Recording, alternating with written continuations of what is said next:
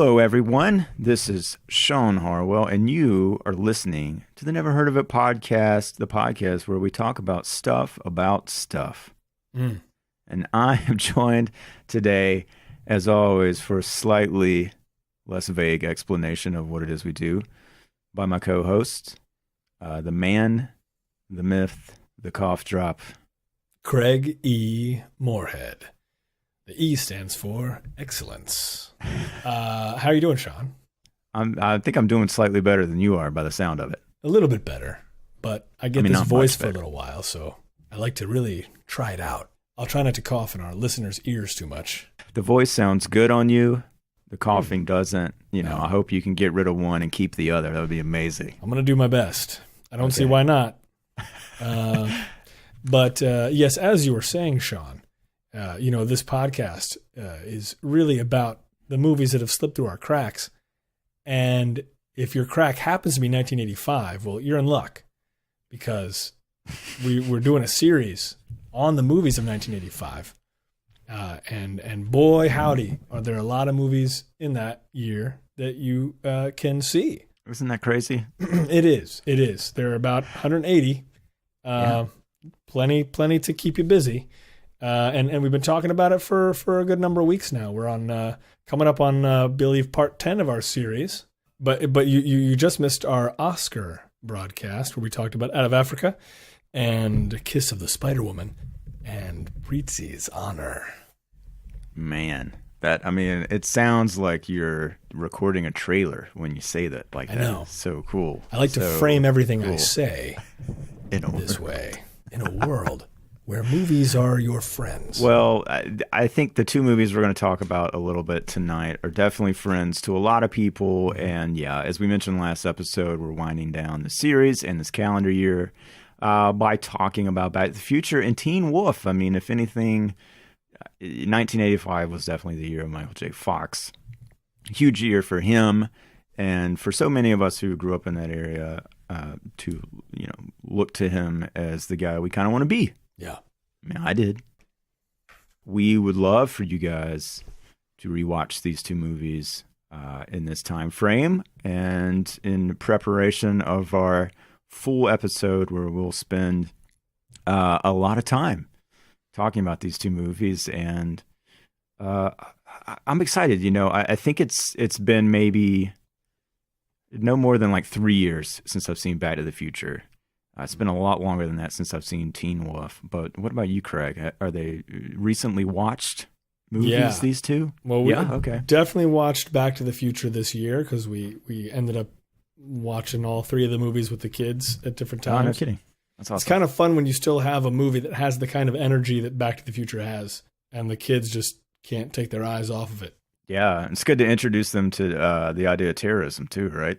Yeah, well, there's a lot of concepts that they need to get used to, including at some point they'll have to get used to time travel, I'm sure. Yeah, I feel like that's why it's kind of a timeless movie. Yeah, but and just throwing trash in your car, Throw that's trash in your car, and then one banana peel, and you're in 2015. But Teen Wolf, it's been a long time since I saw Teen Wolf, but I've seen Teen Wolf numerous times. Oh, so many, yeah. And I'm kind of excited to get back into it and kind of look at it with a more critical eye. I had a horrible nightmare. Dreamed that I went back in time. Well, let me start with a little info on Michael J. Fox here. And, as we mentioned last week, I asked you, just as we were setting up this episode, I was like, hey, I wonder what the J stands for. And you quickly corrected me that it stood for nothing. And you're absolutely right. He was born Michael Andrew Fox. Yeah. Can't remember if you knew the A. I can't remember if you knew the Andrew or not. But anyway, I guessed Andrew, but I wasn't sure. Oh, did you? Okay. Yeah. So we'll have to go back to tape. But born in 1961 in Edmonton, Alberta. Obviously, he's a noted Canadian and highly celebrated there. And his mom was an actress of some regard and also a payroll clerk, apparently. I don't know how those two fit together, but in Canada they do. He did a Canadian TV series called Leo and Me when Michael himself was when he was 15. And here's an interesting little tidbit that definitely deserves a lot more research and information that I'm going to give you right now. But apparently, Michael is one of 4 members of the cast of Leo and Me, this movie that he made, series, excuse me, when he was 15, who later developed Parkinson's disease in midlife. Wow. And the thing I read was that this was, so unusual that there was an investigation into any environmental issues that perhaps could have contributed to that. But of course, Wikipedia being Wikipedia, they said nothing else about the results of such investigation. So who knows what came of that. That is odd. But he moved to Los Angeles, made the big leap when he was 18 years old. His TV debut was also, his United States TV debut, was a TV movie called Letters from Frank. I don't know anything else about that. I'll just assume it's Letters from Frank Sinatra to Michael J. Fox himself. But yeah, he was still going by Michael Fox at this point, I think. And the J came a little bit later. And yeah, as you said, it doesn't stand for anything, but it was an homage to the actor Michael J. Pollard, who played Moss in Bonnie and Clyde, and also was in Roxanne, Scrooge, Dick Tracy, House of a Thousand Corpses. That's awesome. So Fox made his first 2 feature films starting in 1980 were Midnight Madness and then Class of 1984 in 1982, which Craig... Wait, what? Directed by Mark Lester, who directed Commando, we talked about in 1985, written by Tom Holland of Fright Night fame. Beautiful. But yeah, obviously the biggest breakthrough for Michael J. Fox, actually wasn't Back to the Future in a lot of ways. It was the role of Alex P. Keaton, the young Republican on Family Ties, which began its air in 1982, was on the air until 1989. He claims that he only got this role after Matthew Broderick was unavailable for it. And I thought this was kind of interesting in that Family Ties was supposedly originally pitched as a show about hip parents with square kids, which is kind of funny, right? Right. And I can see why that would sell, especially in the early 80s. Yeah. You've got like the hippie generation growing up and having kids. But I guess like people liked Fox's Keaton character so much that after by like 4 episodes, they were like, nah, most of the show is going to be about him in a lot of ways. And he won 3 Emmys for that role. Picked those up 86, 87, 88. Yeah, that's after Back to the Future. So, I mean, in a lot of ways, what he did was really kind of rare. You don't see a ton of people at that time who were both movie stars and TV stars, Yeah. I mean, I'm trying to think if Bruce Willis was he still doing moonlighting after Die Hard? I think he did for a little while, yeah. Yeah. But obviously Fox would come back to TV even after the end of Family Ties there. But yeah, I don't know. I thought it was interesting. I also read that he was considered for the Jim Carrey role in Once Bitten. And yeah, I can kind of see that. Maybe we talked about that. I don't remember. But, Back to the Future 85, he was shooting that at the same time that he was shooting Family Ties. And in fact, we'll talk a little bit later about that. But that was sort of a big issue for him to even get the role. What's that schedule with TV? But after Back to the Future, he did Light of the Day, he did Secret of My Success, Bright Lights, Big City, Casualties of War, the De Palma war flick.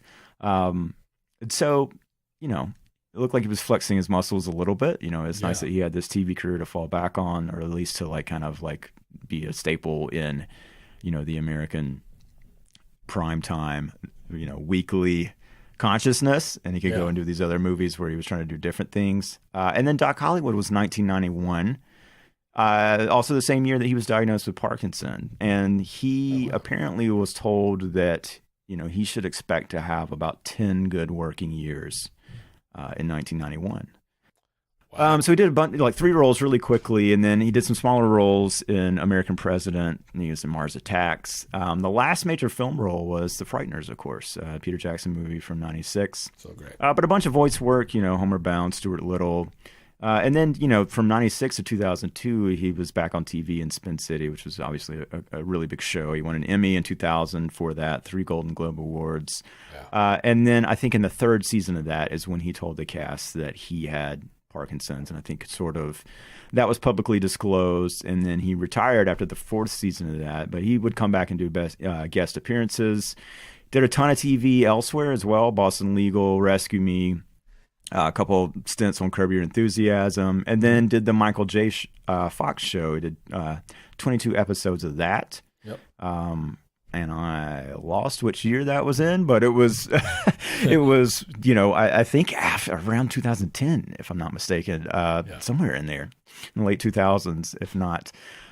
They did a Back to the Future episodic video game, which I kind of remember maybe was an iPad thing. In 2011, in which he did, he participated in that and did the voice of, obviously, Marty, an older Marty, but also like the great grandfather, Willie McFly.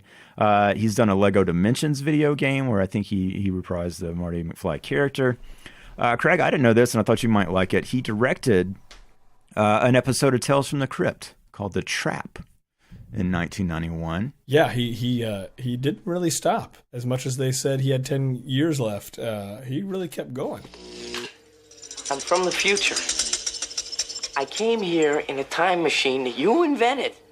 Now I need your help to get back to the year 1985. My God.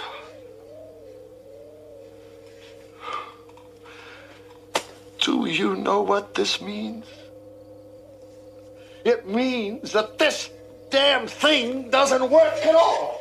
I thought it was kind of interesting, a lot of the stuff that I looked at is if you don't have the trilogy Blu-ray set, I highly recommend. I mean, even if you're just a slight fan of the movie, that's one of those that the extras are actually good, and there's so much of them. And there's, interviews with everybody, but he thought that he was not very good in the role of Marty McFly. He was concerned about that as they were making it. He said that a lot of it was just due to the fact that, he was shooting Family Ties from like 9 to 5, Monday through Friday. And then he would go to set for Back to the Future from about 6 p.m. to, sometimes 4:30 a.m. in the morning. Go home, shower, whatever, fire up the coffee. He said that, there were times, there was at least one point where a guy in the crew literally carried him to the car. And so he said that, there was basically 2 months of this. And then, the movie's shot 6 days a week. So there was a day where he did nothing but Back to the Future.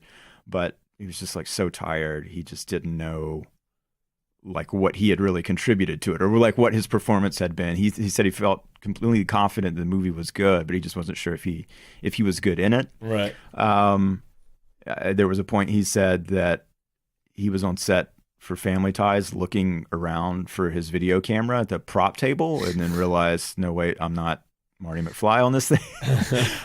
So that was kind of fun. And then, I don't know, I thought it was kind of interesting because there were at least 2 moments in separate interviews on this Blu-ray where it seemed like he was kind of sliding the fact that he was in Teen Wolf. And joked about like, I don't know why I thought that would necessarily be a good move for my career. He was like, Michael Landon did a werewolf movie. It was like, maybe it was that. But he talked about finding out that Back to the Future was happening while they were shooting Teen Wolf. And it was like, oh, man, he knew Crispin Glover a little bit, and he knew Spielberg was kind of involved. It's like, oh, man, it's too bad I can't work on that movie. Yeah. Because, of course, they had already cast somebody else in the role. And so,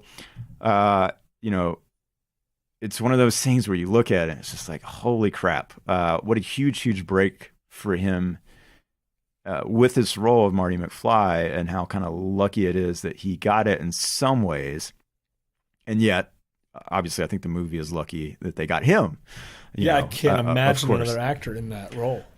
Well, you don't have to necessarily, because of course we know Eric Stoltz was originally cast in Back to the Future. I mean, I think that is probably the biggest bit of trivia around this movie. Yeah, and footage exists. Yeah, they shot for a while, and I've seen some of that stuff, and Zemeckis is pretty candid about the fact that he just didn't think he was getting the comedy out of Eric that the movie needed. And, that's a pretty extraordinary thing to shut a movie down and recast the main character. I mean, it's obviously happening right now, Kevin Spacey. Yeah. But it's not something anybody wants to do. But yeah, you watch that footage and it does seem like he appears a lot more brooding than Yeah. Like the than movie Michael J. immediately Fox. seems like a drama. Yeah. Whereas, just the physicality of Michael J. Fox, like it's, I don't know. Like it's real hard to imagine that movie with somebody else. It totally is. And I don't know. I mean, in some ways, I've always kind of felt bad for Eric Stoltz because of that. Yeah. But, he is a different actor. I mean, he's definitely a different kind of performance. And he did fine in 1985 as well. Obviously, he was in Mask, and that was a big role for him. He so, was fine. He's fine. I mean, I don't know if it's Back to the Future fine. But anyway, I mean, I kind of feel like we don't need to do a complete rundown of this movie. I mean, obviously, most of the main people involved. I'll highlight just a few little of the minor cast members here because, it's always like, oh, yeah, I forgot this guy was in it.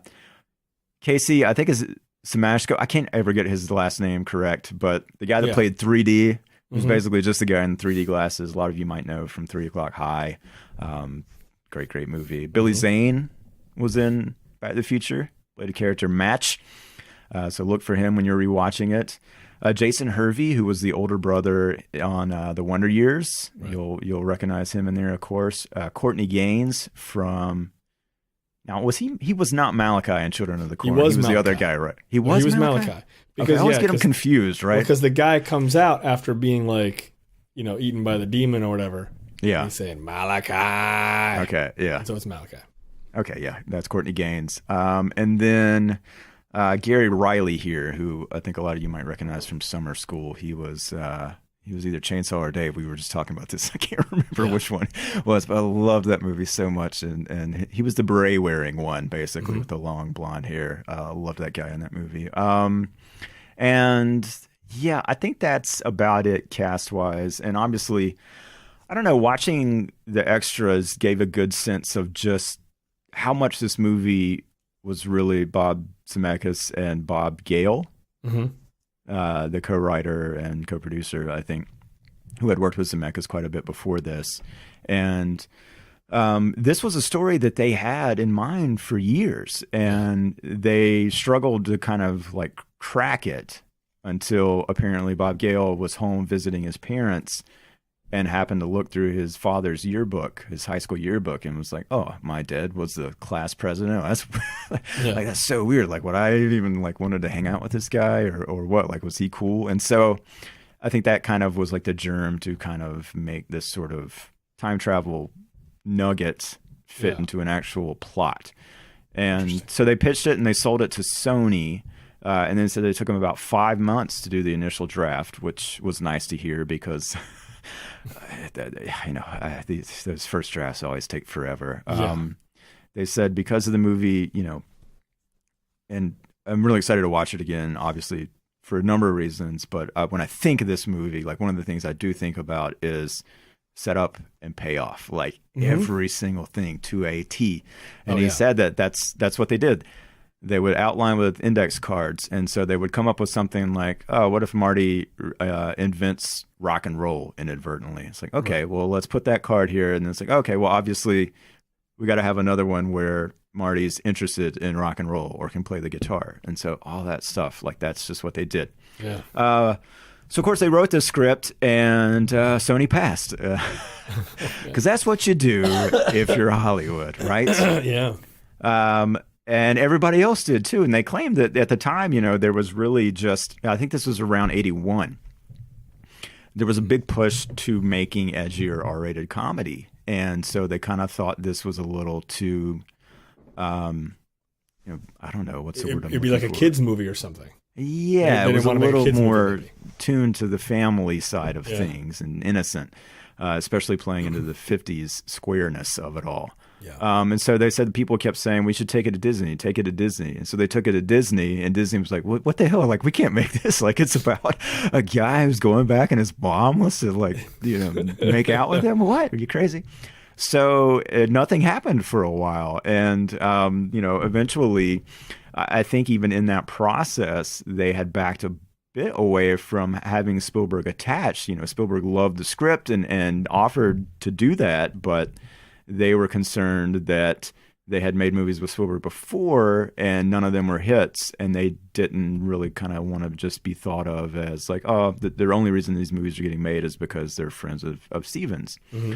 And then, of course, Spielberg made E.T. and, had this deal at Universal and Amblin and basically can do anything he wants to. And so this was the first movie for Amblin Universal with Spielberg producing and not directing. And, he was able to set it up there.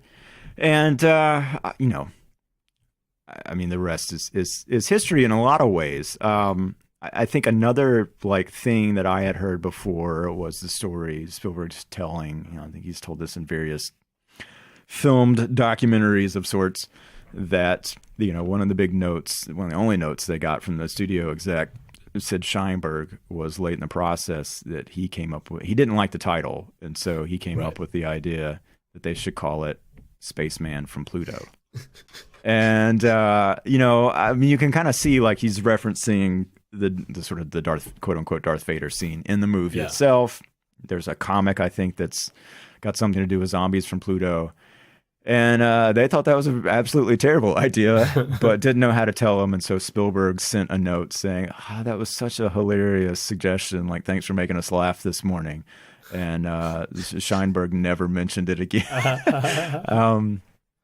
But I think to his credit, they definitely said that after they had one great test screening super quickly after wrap. I mean, it was maybe within a month, I think, even. Wow. Trying to remember where I had that written down there. Sorry. But enthusiastic response.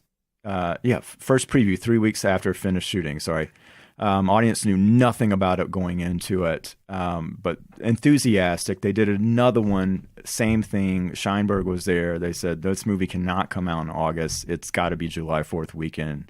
They bumped it up, and so they hired more crew for post, and 9.5 weeks after they wrapped, they were in theaters, which is quick, especially for a movie this big and that good. Yeah, but and then I think, one more sort of big trivia thing with this here that I had never sat down and watched, but they have storyboards for this entire sequence. There was an original ending to the movie that had nothing to do with the clock tower. And instead, the way that Marty was going to get home was he was going to drive onto a nuclear test site, which, this is the 50s. There's a lot of nuclear fear there, and they were testing these things.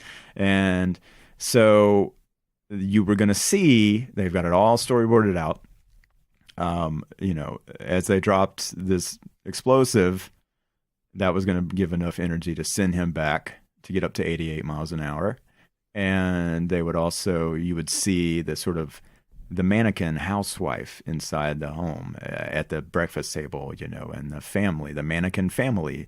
And you would see their clothes burning and all that stuff, which I think eventually made it into Kingdom of the Crystal Skull. Right? Yeah. I mean, that kind of got, and you sort of see I don't know, if whatever you're of the opinion of the whole fridge thing, doesn't matter, but it's hard to recover from using a nuclear weapon in a movie in any way, I think. Yeah. So they definitely said it was a better choice. And it was mainly excised because of budgetary things. That was a sequence that after they storyboarded, they were like, that might take $1 million to shoot. Yeah. When the budget was tight, they decided we could lose that sequence, save $1 million, come up with something else. And that's when they came up with the lightning and the clock tower, that whole thing. And that's a good sequence. Yeah, I mean, it would be a very different movie, I think, if they had gone with that ending in a lot of ways. Agreed. So check that out. They also did at one point consider using a fridge instead of a DeLorean when they were trying to figure out what the time machine should be very early on. Really? They rightfully suspected that, kids might get stuck in refrigerators after the movie came out, if that's what they went with.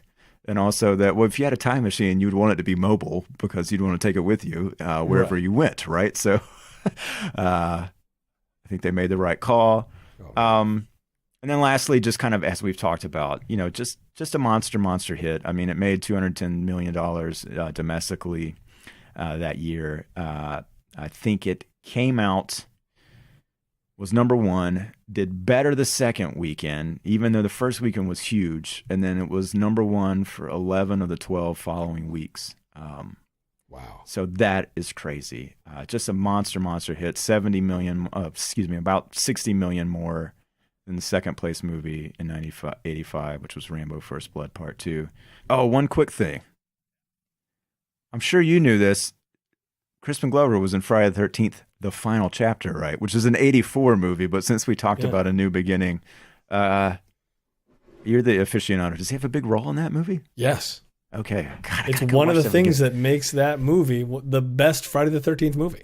And that's the one with Corey Feldman too, right? It's also the one with Corey Feldman. Yeah, okay. I'm going to watch that this weekend. That's what's happening. Trust me. You little bastards just won't give up, will you? Listen, no ID, no goddamn beer. Can't you get that through your thick skull?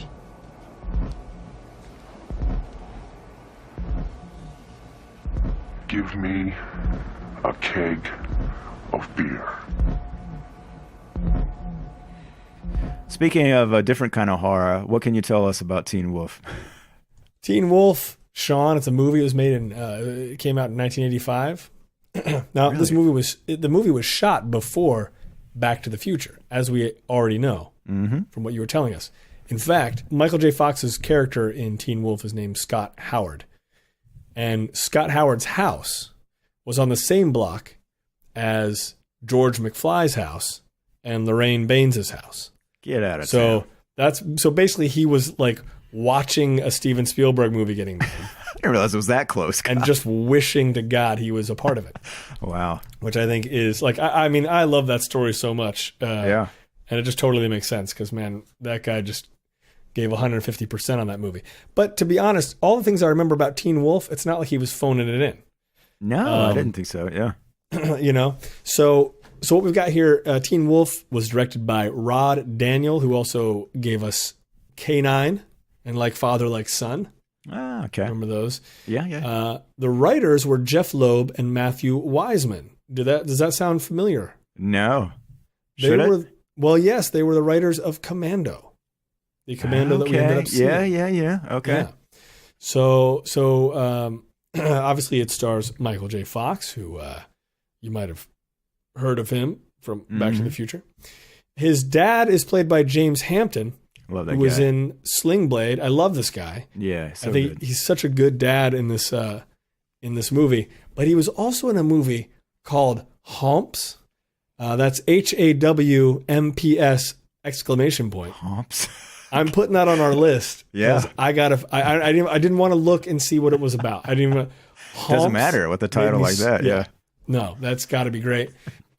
Susan Ursidi, who plays Boof, which Love is Boof. still Yeah. that's a nickname that gives me trouble.